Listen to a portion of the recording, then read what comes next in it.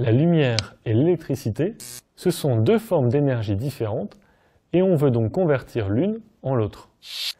Un faisceau lumineux est constitué de grains de lumière qu'on appelle des photons et l'énergie lumineuse, c'est donc l'énergie des photons.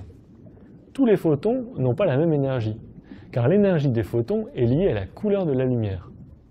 Par exemple, un photon violet est 2 fois plus énergétique qu'un photon rouge. L'énergie électrique, elle, est issue du déplacement dans la matière des électrons. Dans un semi-conducteur, il existe 2 types d'électrons. Ceux qui sont captifs d'un atome ne contribuent pas au courant électrique, et les autres sont libres de se déplacer dans le matériau. Ces électrons libres deviennent un courant électrique si l'on fait en sorte qu'ils se déplacent tous dans la même direction.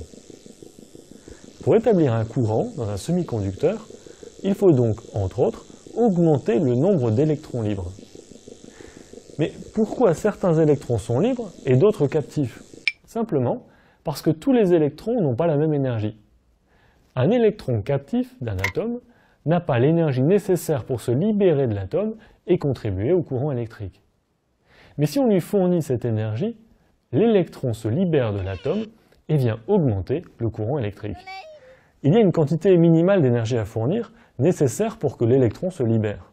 Mais fournir une énergie plus grande est du gaspillage, car une fois l'électron libéré, l'énergie restante est transformée en chaleur et pas en électricité.